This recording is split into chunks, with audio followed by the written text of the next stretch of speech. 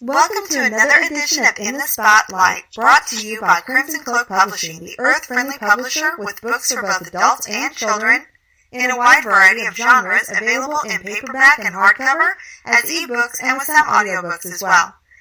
In the Spotlight is a wide-ranging weekly interview show with authors, entrepreneurs, professionals, and other experts. Your host is Cynthia McGregor. Opinions and views expressed by the guests or hosts on this show do not necessarily reflect the opinions and views of the creator, Crimson Cloak Radio, the network, the hosts, or sponsors.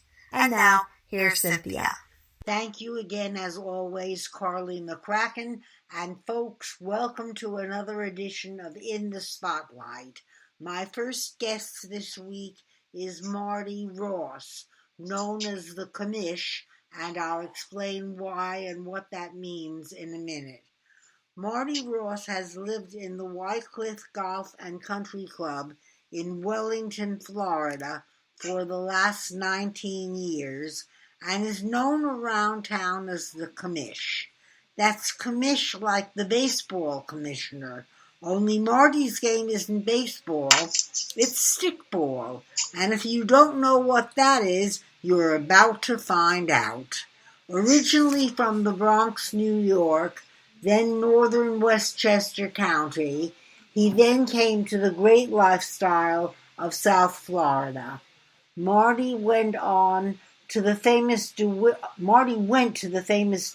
Clinton High School in the Bronx, graduated from New York University, and developed a professional career in wholesale distribution of disposables and reusables for food service, healthcare, packaging, and contract cleaning supplies and systems.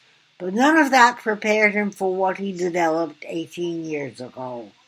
18 years ago, Marty recreated a blast from the past by bringing to Wycliffe Country Club and Wellington, Florida, the nostalgic game of stickball, a game that was played on the street in every urban neighborhood in the Northeast in the 80s, 90s, in the 30s, 40s, and 50s. The Commish wants to share with our audience how he turned a vision and a dream into a reality.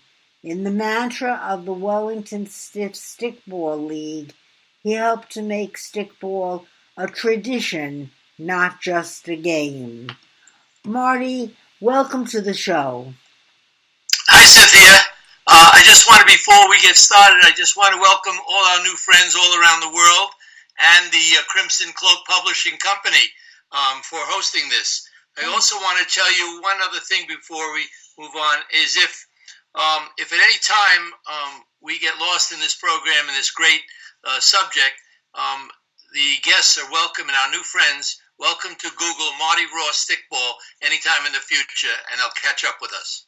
Okay. Marty, please start by explaining for the uninitiated how stickball was played on the streets of New York in your youth. How did the game work, and what were the rules? Well, first of all, let me explain that stickball is a game similar to baseball, but as the name would indicate, a player uses a thin stick, 42 inches long, and a smaller soft rubber ball, often referred to as a spalding. Players don't run bases. There are lines on the concrete or paved asphalt field to represent a single, double, triple, and home run. But the stickball was played formally in the 30s, 40s, 50s. It was played in schoolyards. It was played in the street, and it was played in the urban neighborhoods, surrounded by apartment buildings and complaining residents.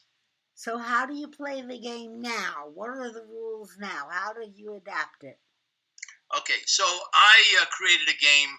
I brought a nostalgic mystique game, and I reinvented it by making it adaptable to people 45 to 92 years old.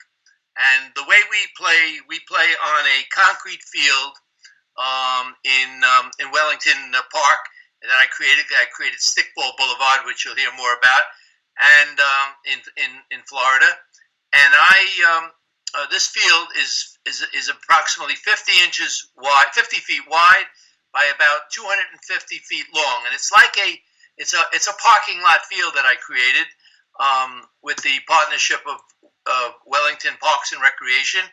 But it's a concrete field, and it has quadrants. Make believe you have a concrete field 50 feet wide by 250 feet long, and you have a home plate at one end, and you have on this hypothetical football field at the 40-yard line, you have a line going across the concrete that represents the singles line. Then around the 70-yard line, you have another line that in that space is doubles, and then you have a 90-yard line, which is triples, and then you have a home run fence. In other words, if a batter bats the ball beyond a certain line, that represents a single, a double, a triple, or a homer. They don't. By all means, if the ball hits the concrete and is not caught, then that represents exactly like you said, Cynthia. They don't run the bases. They don't run the bases. They don't run the bases, but they do run to catch a ball. Okay. Now, there's a reason your league is called the Wellington Stiffs. Your players are a little stiff with age. You mentioned 45 to 92. That's literally the case? That's the case. It's the Wycliffe Stiffs. When I recreated this subject, brought it back, I wanted something clever, so I called it the Wycliffe Stiffs. It could be another name if you come up with a better one. No, I have no input on that. But after 18 years of your being the Wycliffe Stiffs, I don't think you'd want to change it. What's the average age of the players in your league? I would say in the 60s. The average age is in the 60s. I came down here as a retired businessman, and I created an activity centered around what people could spend their time and have a great time doing. And so that's the age bracket but there are some younger people playing, and there are several older people playing. So we welcome all. So what gave you the idea to start a stickball league down here in South Florida? Well, that's really a great question because what happened is that I'm here in Florida. My wife and I are here in Florida, and along comes a package from a friend of mine in New York, which is the start of stickball years ago, and in it is a stickball bat and a Spalding ball. And I hadn't thought about it in 60 years, and no one that I came in contact with subsequently had thought about it. And so I knew what it was. I didn't know what I wanted to do with it, but I knew it was something interesting. I knew all about it, but I hadn't thought about it. So what I did, Cynthia, I put this in my golf bag and I carried it around. And I asked people, "What do you remember about this?"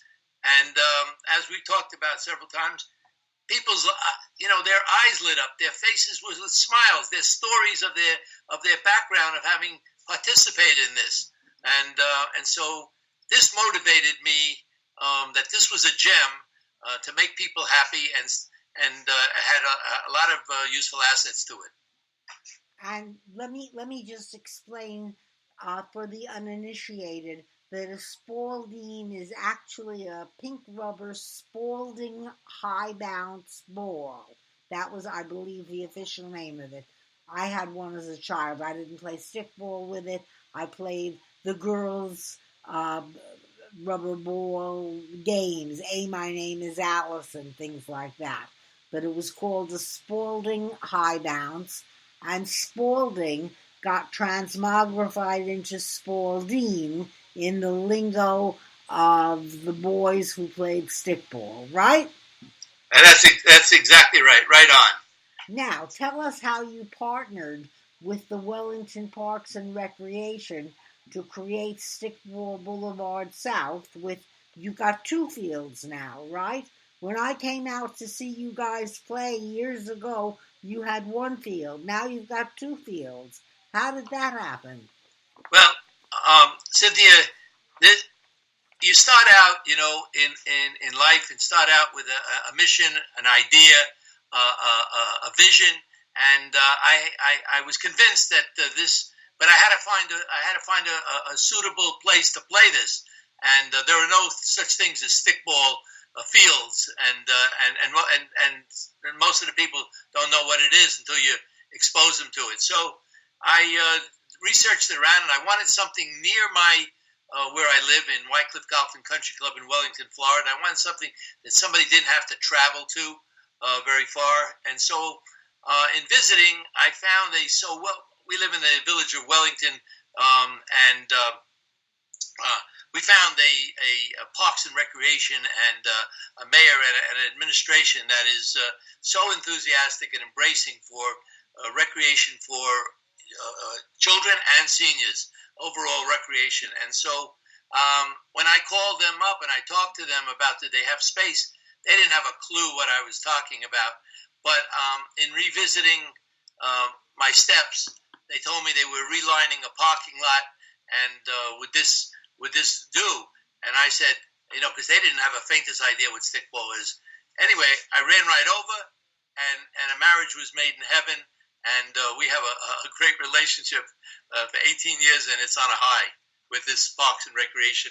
And so we're in Wellington Village Park in Wellington, Florida.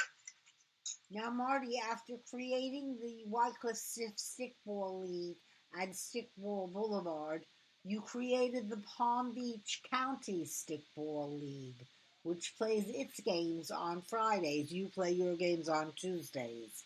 They play their games on Fridays. Tell us about that.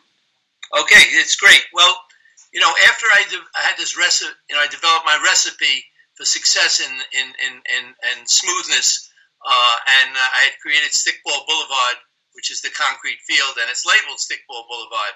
And when one Googles Marty Ross Stickball, they could see a picture of that sign. Stickball Boulevard one way, Brooklyn, New York the other way.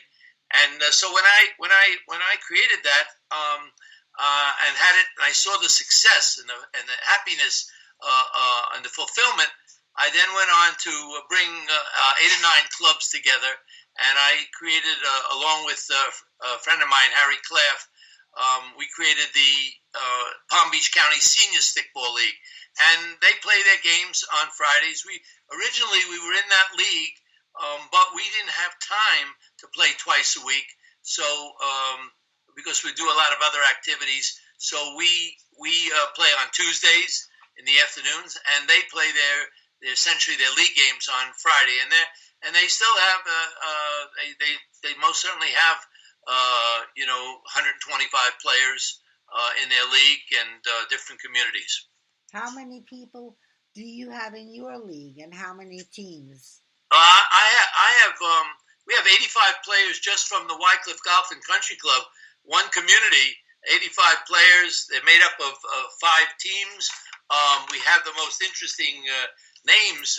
Each year we change the names, but I hope everyone will laugh and have fun and smile. We have a team called the Bronx Clippers. We have a team called the Brooklyn Bums. We have a team called the Dukes of Flatbush, the Long Island Whalers, New York Egg Creams. And even this year, we're going to have a team called the Syracuse Nationals. But we changed those names around. Okay. Now, you have a right-hand man in Harry Claff. Do you have anybody else on your management team? And what does Harry do?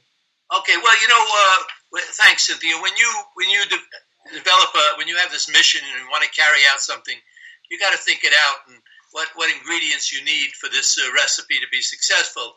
And it's not, I am proud that I am the spirit that created this, but I want to tell you I was dependent and I was able to find and see the value in people that would make them happy. So Harry Claff, my director of operations, has a background. He was a teacher, but he has a background in statistics and photography. I have Norm Cohen, who's director of my announcing and scorekeeping staff. Again, we have a newsletter. We have a fellow named Phil Strassler, and he does a weekly newsletter. And then we have a treasurer, Les Green, and we have several people who are in charge of some of our social events. So I have a team of people, and then I have 5 captains and co-captains, and we all make it happen. So now tell us about, you have a video. What's that about? That's spectacular. And when somebody Googles Marty Ross stickball, the 4th from the left, they will see a video.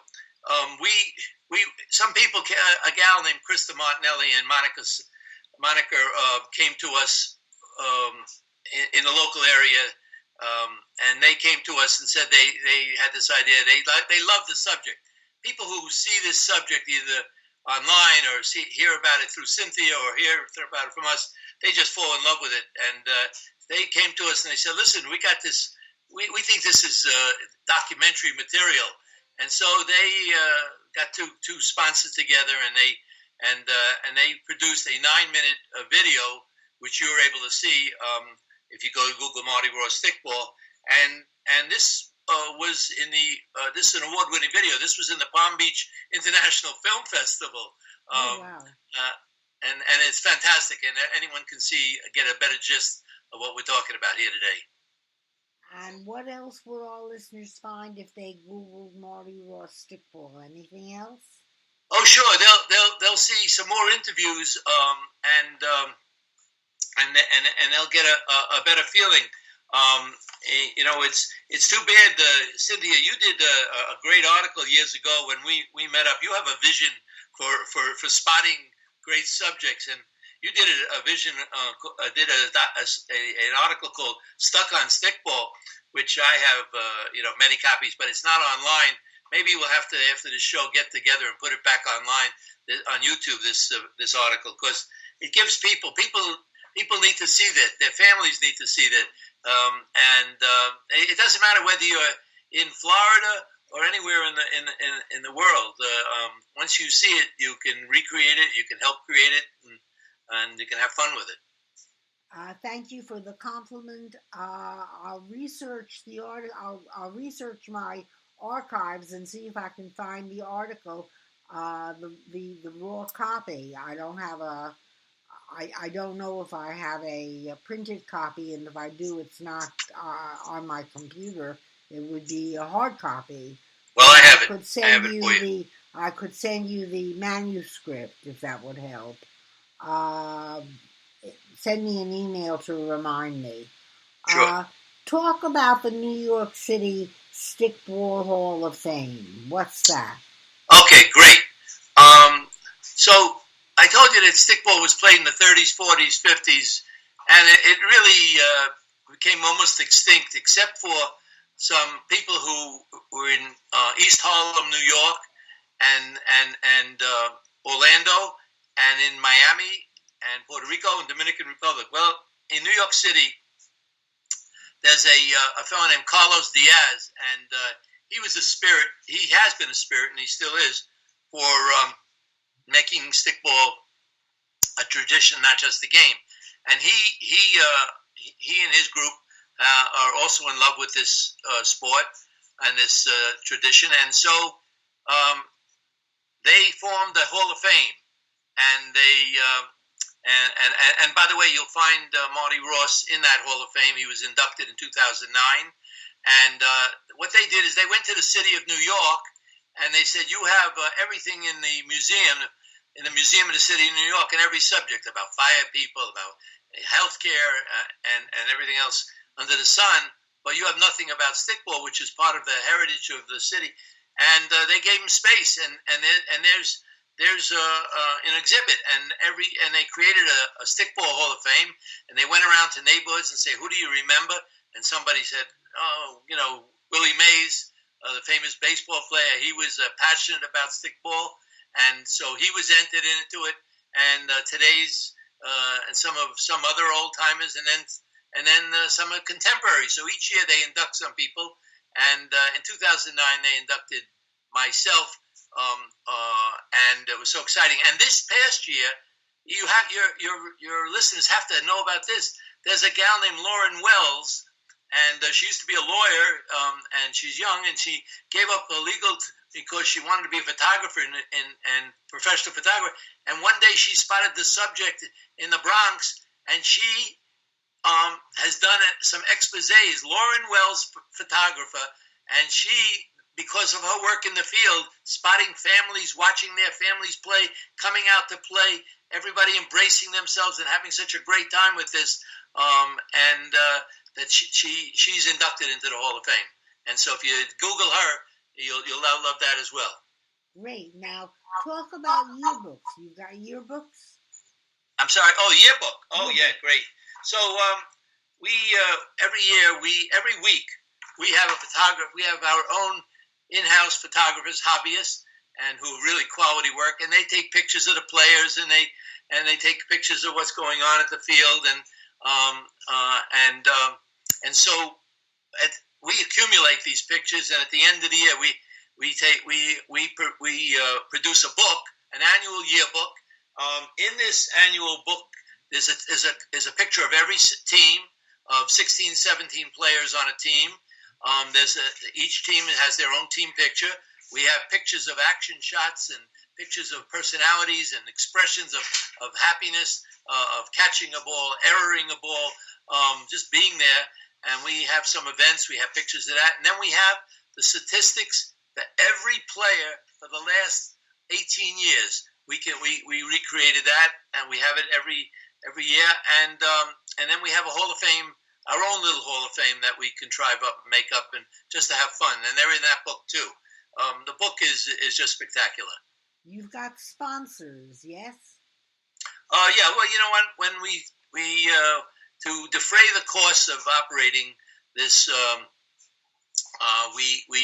because I created more than just a game. It's not just going out with a little inexpensive broom handle and a ball. I created so many activities around the ball, around this game, that adds joy. That I have 16. We have 16 sponsors, all businessmen or businesswomen in the local area that are first class, that get benefits by being a part of our friendship, and so they just love it as well, and they give us a fee, and they get to come to the games, and they get to participate in many different ways. How many games do you play every Tuesday? We have a 15-game season, and there are 2 games every Tuesday. One starts at 1 o'clock, the other starts at 2:45, and so there are 5 teams, but only 4 play every Tuesday, starting October 22nd and ending the end of March. But then we have playoffs, and we have a championship game as well. You have a women's stickball league, the Stickettes. Oh yeah, well we started with an unusual name, and we started with, if you recall, with the Charlotte Russe League, and that was yes. a women's group, and very few people still remember what a Charlotte Russe is. But anyway, it was just as whipped creamy as we're talking about it. But anyway, today's name is the Stickettes, and the Stickettes play 4 games a season, and then they go to dinner or happy hour or some refreshments. But they're so jovial and full of fun, and they just eat it up and love it, and that's growing. And when do they play? They'll play during the winter, from November through March, and so they'll play on a Thursday afternoon, late in the day, and then they go, like I said, to have some food and refreshments. But that group is growing really, so it's great. Now, anybody who's listening in South Florida, when and where can they come out and sit in the bleachers? It's free, right? There's no admission charge, right? Right. We have bleachers. We have ice water. We have a canopy with the seating, and anyone comes with a guarantee they're gonna have a great time. We'll even give them a couple of, they can bat during the pre-game. If they come an hour before the games, they can take a few swings.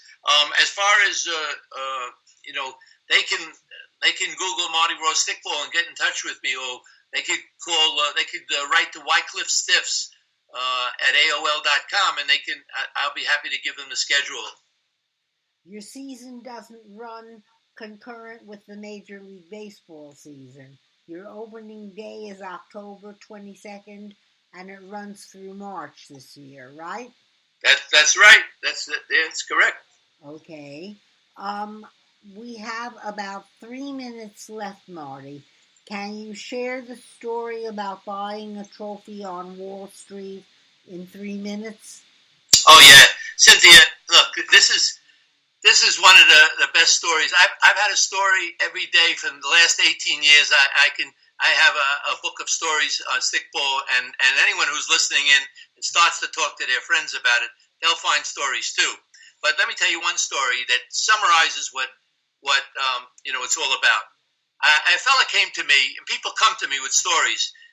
He came to me and he told me that he worked on Wall Street at the tip of New York, on Water Street, and Water Street is a very congested street at the tip of Manhattan. And he said they found a vacant lot. There are no vacant lots, but he found a vacant lot, and they're going to play stickball, and they're going to play Wells Fargo against Goldman Sachs, two major financial houses. Okay, successful operations. And they're going to play a game of stickball.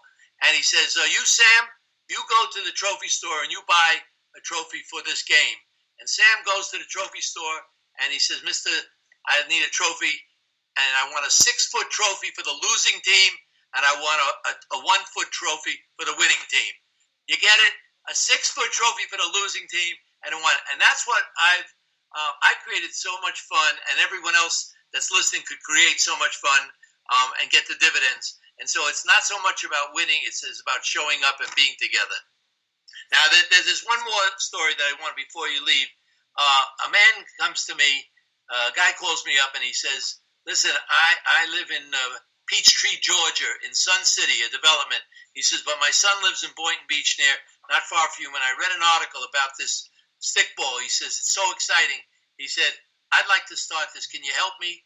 And I said, "Sure, I'll give you all the ingredients for success because it's a natural." And he's doing it now a year, and they created a stickball boulevard now in Peachtree, Georgia.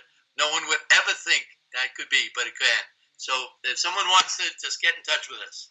So anybody who wants to start a stickball league or has other questions for you, they can reach you at Wycliffe Stiffs. Let me spell that.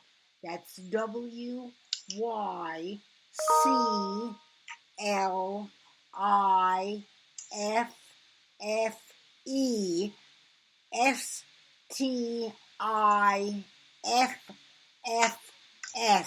Wycliffe Stiffs at AOL.com, right? Correct. Well, thank you very much, Kanish. I have to let you go because I have to do a commercial and bring on our next guest. But it was a Again, pleasure. Cynthia, my hat's off to you. You see visions and you go for it as well. My hat's off to you, Kanish. Okay? Take care. Take care. And take care to my new friends around the world. And Kanish, I know today is the second day of Rosh Hashanah and you're Jewish, so Lashana Tova Tikva Sevu, may you be inscribed for a great new year. Okay? Thank you, and to your listeners as well. Okay. Take care. Take care, Marty. Bye-bye. And I'm going to disconnect Marty as soon as I can get the computer to cooperate. And then we'll do a commercial and I'll bring on our next guest. But my computer is not cooperating. I don't know why that is. Hello.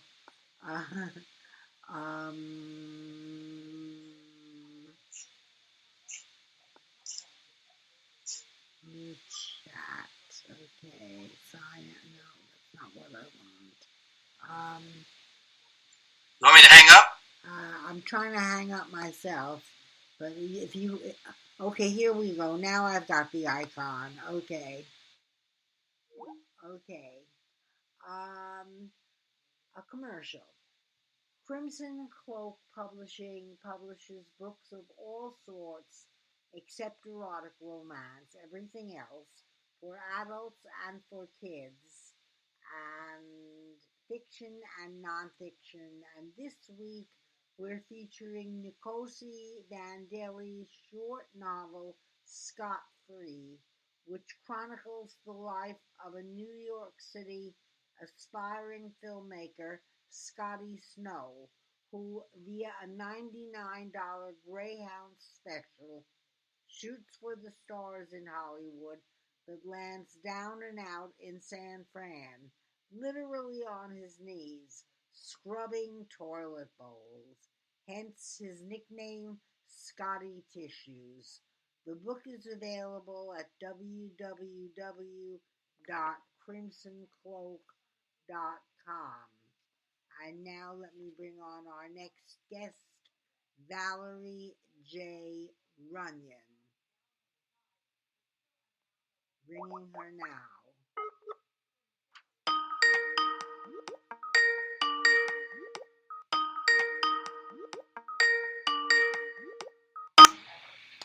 Valerie. Hi. Yes, Cynthia. Hi. I've already told our listeners who my next guest is. And Valerie was on the show, I think it was 9 months ago, Valerie. Is that about right? Yes, that was back in January. And I interviewed you about your then newly published Quandaries of Love. You've revised it a bit, and you also have a new project that you want to talk about. And also you have been certified as a life coach specializing in working with writers. So if any of the writers, and I know we have a lot of writers among our listeners, if any of them are listening and want to find out how you as a life coach can help you, they can get a hold of you at chromesmith755@gmail.com. Is that correct? Yes, that is correct. Now that's Chromesmith, CHROMESMITH, and then the number 755@gmail.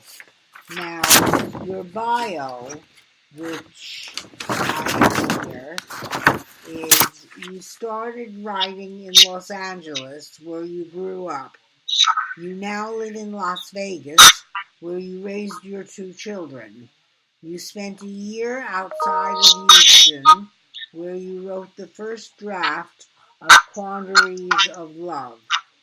You returned to Las Vegas, where you hybrid published the first version of Quandaries of Love, which you weren't happy with.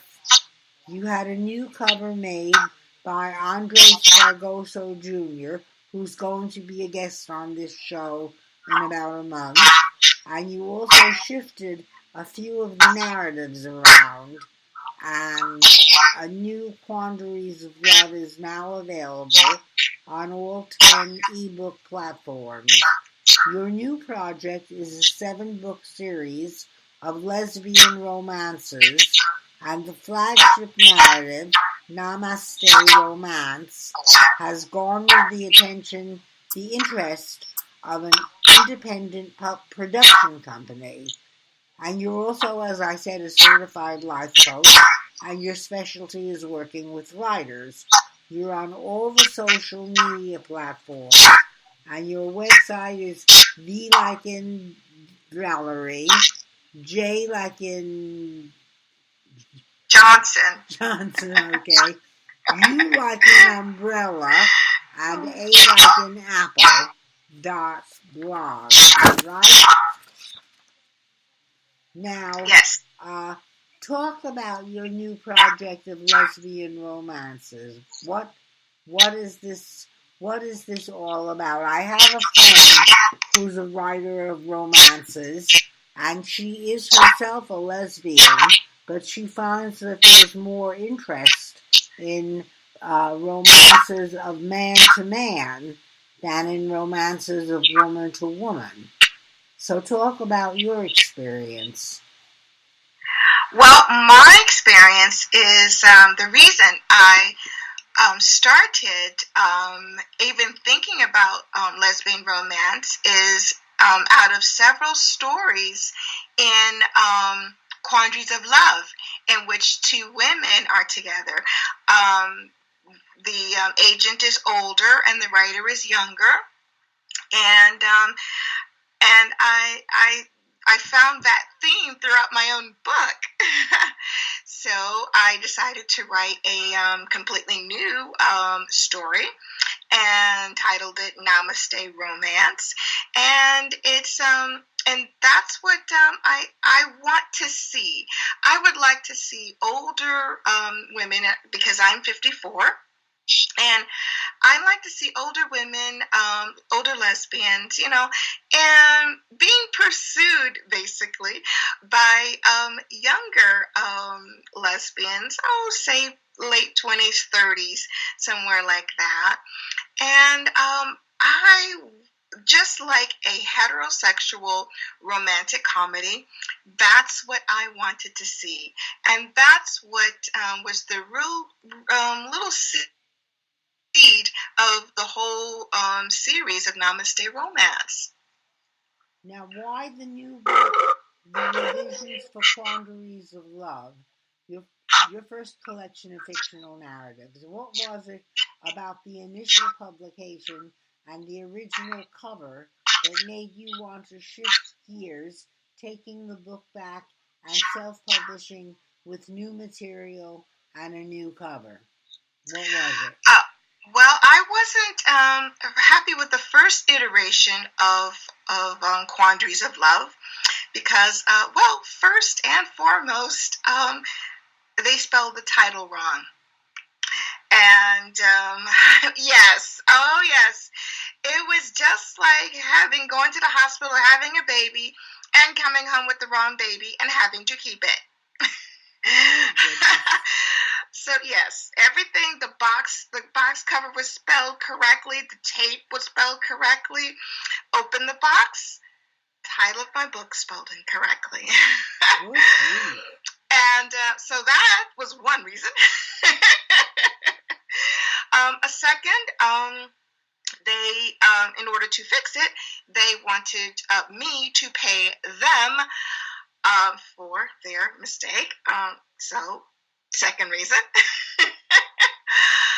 And the third reason is I just did not like the layout of it, the way they kind of mushed together all the stories.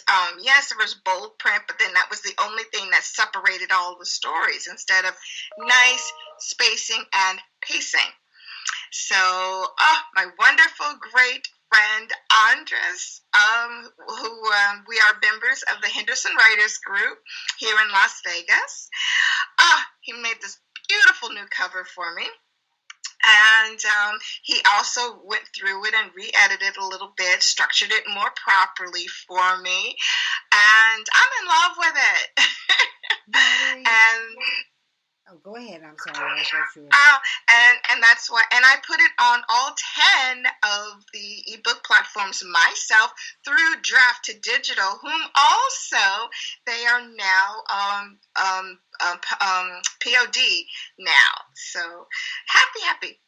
So that was going to be my question. If it's available on print, in print, yes, POD, print on demand. Okay, good. Yes. Val, if I may ask, and you don't have to answer if you don't want to, but this sounds like a publisher that our writers, listeners should avoid at all costs. May I ask who it was? Well, I wouldn't say, of course, every writer has their discretion, but my experience and my feel of the publisher I went through was they are more used to people who have a manuscript, shove it at them, and say, give me a book. And a lot more writers are taking control of their writing process, and therefore that's not quite what they're used to. So they were a little nitpicky about, their services to me, because I did their services a la carte, and they are used to people just buying the whole package. So this is a self-publishing outfit then? The publishing house is Book Baby Publishing. Book Baby. Okay. Yes, Book Baby Publishing. But that was my experience with them. Other writers may not have the resources I did. I had a wonderful publisher, Joyce Mockery, of the Henderson Writers, not the Henderson Writers Group, Sin City Writers Group. I had a wonderful fellow author who did my cover. He now does graphic art elsewhere.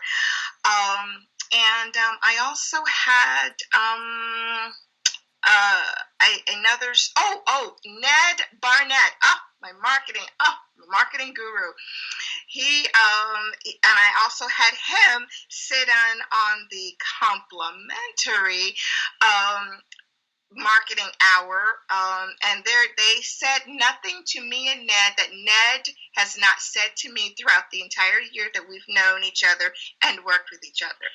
Yes, Ned's going to be a guest on my show too in about a month. Oh, wonderful. So that's why I had these resources and I have these friends to do my book better for me. But, I'm not knocking Book Baby, and every writer has their discretion. If they wish their whole services, just hand them the manuscript. That is up to them. If you want more control, there are other hybrid publishing publishing companies to go about that. Why is it important to you that Namaste Romance be seen? It is very important to me because I wanted to see, I love romantic comedies, first of all, love them, but they are heterosexual. They're all heterosexual. And I wanted to see a lesbian romance just like the heterosexual ones. And as Toni Morrison has stamped in many of us writers' hearts, if there is something that you want to see or read and you do not see it, write it. You write it. Exactly. And that's exactly what I did. Good. Now tell us about the presentation you're going to be giving to a Las Vegas writing group shortly on how and why writers should detox their writing environment and their mind to get the work done. Well, writers, we are a special breed. And I have, with my business coach, Susan Hyatt, has a book out called Bear. And she has patented a process called the Bear process. There's 7 principles to this method, her method. And I have chosen 2 of those methods that were apropos for writers. Clearing out their environment and detoxing their minds.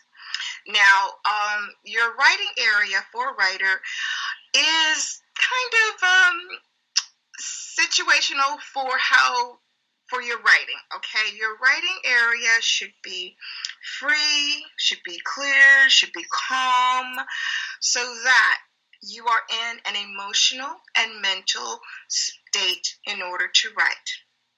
Now, detoxing your mind is a little bit harder for some, but it is very, very necessary to go through some exercises that I work with writers, my clients, and it begins with simply calming down, getting into kind of like saying, this is my writing space, this is my writing time. And this is how you calm your mind and you get rid of those distractions that keep you out of your writing. The negative thoughts, oh, no one wants to read my writing. Oh, I'm this bad writer. Oh, I can't write. I'm not a writer. All of this is negative and untrue. Now, and that's what I go through with my clients, because I meet my clients where they are mentally when I first speak with them.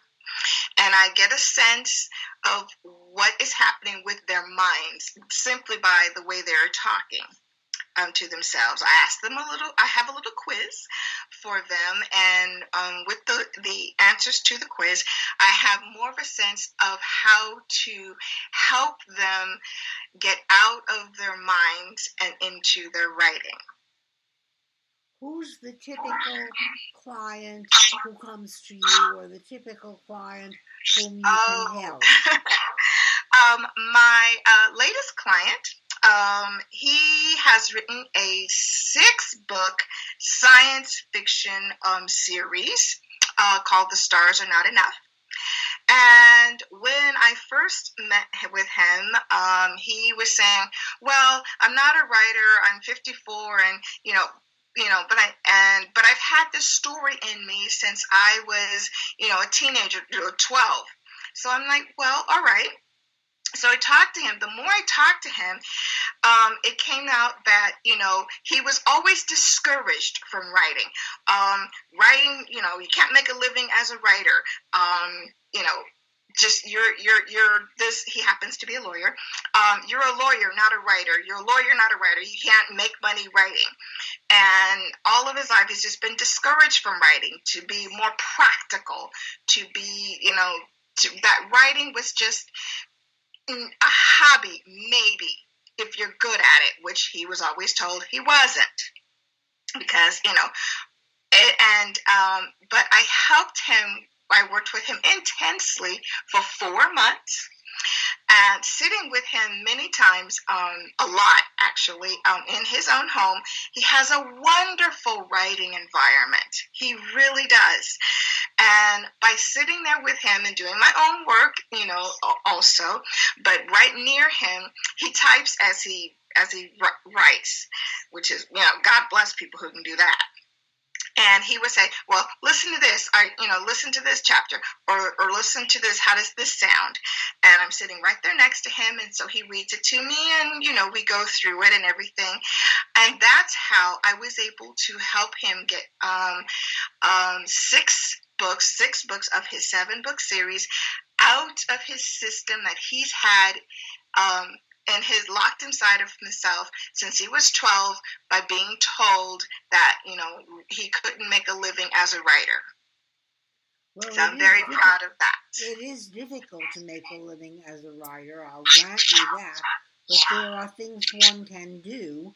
For example, he could be a lawyer by day and a writer by night. Exactly, which is what we came up with in his bio, and he actually writes that sentence in his author bio. So that was where I had to get him out of all that negative, get these other people's negative thoughts out of his mind, because his story really is very good. It's a terrific story. It's just I had to help him, clear out those negative thoughts on a consistent, intense basis for 4 months. And tell us about some of your other clients who you helped. You don't I'm sorry? have to name names. Just tell me a little about how you helped them.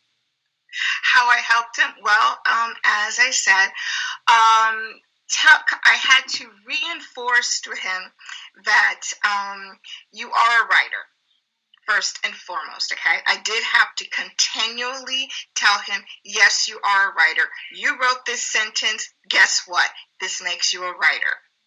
Okay, and I had to sit him down and I had to say, well, and he said, well, nobody's going to be interested in my story. It's all been done. And I had to reinforce with him, yes, everything has been done. There is nothing new under the sun. But what is different is how you interpret. This is how you interpret a subject. And, sure, there's been science fiction series, of course, but this is your science fiction story. This is you. These are your characters. Okay, so this is what I had to constantly, mainly with him, it was constantly reinforcing with him that he is a writer and that someone will want to read his work. And he did come to a critique group. And at first he's like, well, they don't get it. They don't get it. I'm like, okay, just keep going back. Okay. And they will get to know your story. And eventually that is what happened. So he came out on the other side of all of this negativity in saying, and he went on a date with a woman, and he came back and he told me she thought I was a writer. She was surprised I was a lawyer when he told her he was a lawyer. And I said, why? He said, because when we were talking, I told her I was a writer and I was telling her about my book. And I'm like, well, see? You are a writer. So that's when I knew my work was done with him. Valerie, I'm sorry. You work with people long distance too, don't you?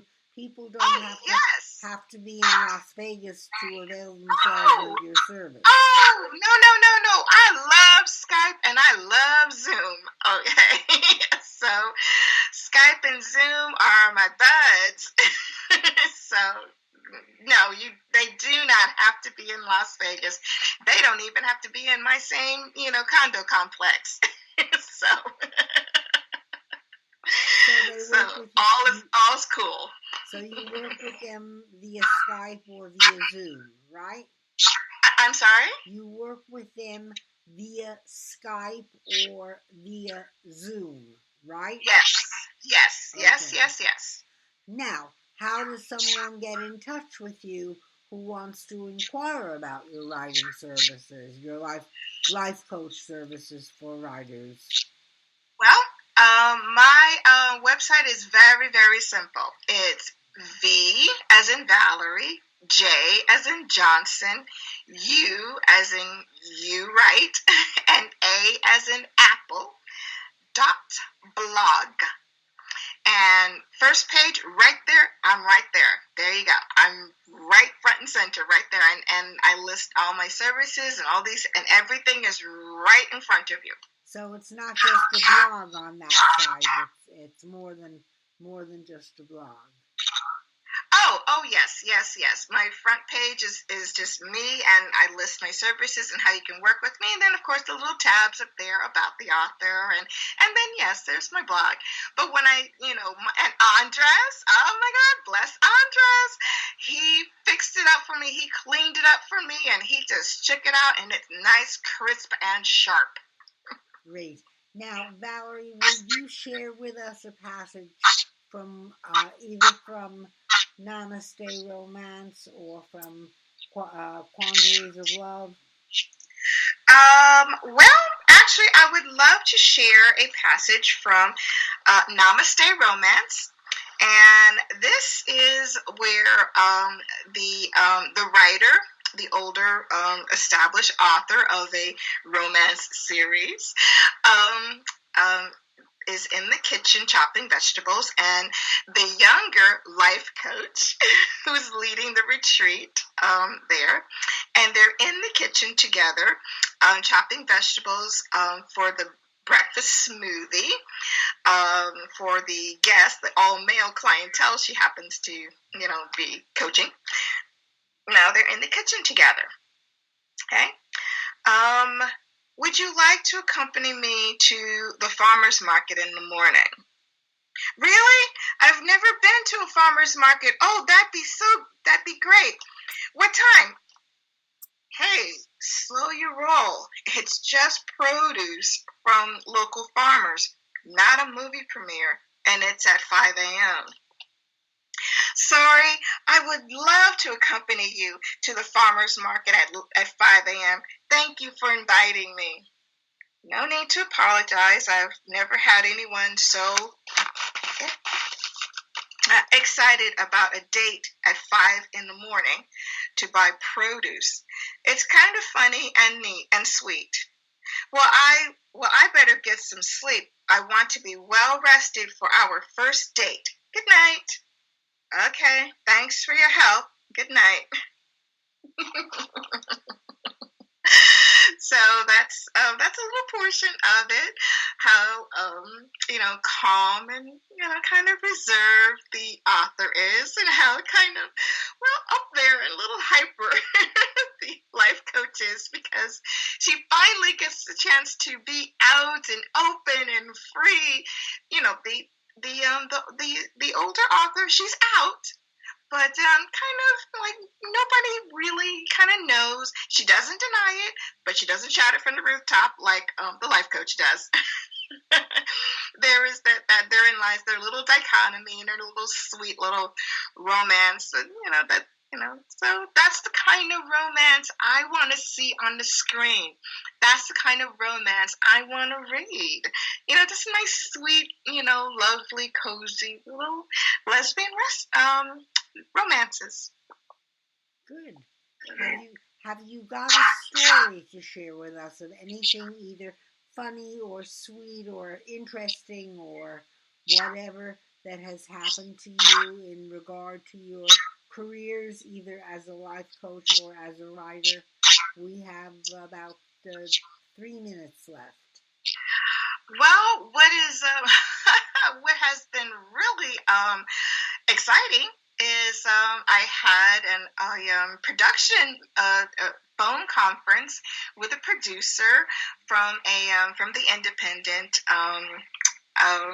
production company, and it was like he and I were on the very same page in the very same room, and like he practically was writing it with me. It was so wonderful and exciting. I mean, I'd never met him before. I'd seen his picture, I read his bio, but the way we clicked and the way he saw my vision just as clearly as I did of the 6, starting off with the 6 episode series, with the arc. We even talked about episode arc. Episode 1 is to meet cute, and episode 2 is where she has to, the life coach has to leave to get divorced from her husband, and she's been wearing for a beard, and he has been wearing her as a beard. Episode 3 and 4 up to episode 6, where they are the grand marshals of the gay pride parade through town. So it was really, really a wonderful meeting. And I also spoke to the CEO and founder himself. This is Tuesday, yesterday, actually. And he really wants to do this, because it's like, well, we've never seen that either. So let's do this. And I have a month in order to write the script, the manuscript, and send it to the production company. So I better learn how to type a little faster.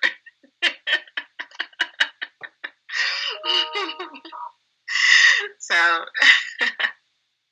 well, good luck to you, Valerie. Good luck to you. And well, thank you, Cynthia. I hope you get the recognition you're looking for, the satisfaction from the screenplay. I hope it all comes true for you. Blessings. Blessings. Oh, thank you, Cynthia. You have a fabulous day. You too, Valerie. My guest has been Valerie J. Runyan, the author of Quandaries of Love and Namaste Romance, and a life coach specializing in writers. This is, of course, the show In the Spotlight, brought to you by Crimson Cloak Publishing. I'm your host, Cynthia MacGregor. As always, I'll remind you to listen in again next week at the same time and to pass a smile along. Till then, bye now. You have been listening to In the Spotlight with your host, Cynthia McGregor, brought to you by Crimson Cloak Publishing. For a wide variety of books for both adults and children in print, ebook, and audio formats, join us every Tuesday at the same time as In the Spotlight brings you interesting guests to entertain and enlighten you. I'm Carly McCracken. On behalf of Crimson Cloak Publishing, thank you for joining us, and we hope you'll join us again next week.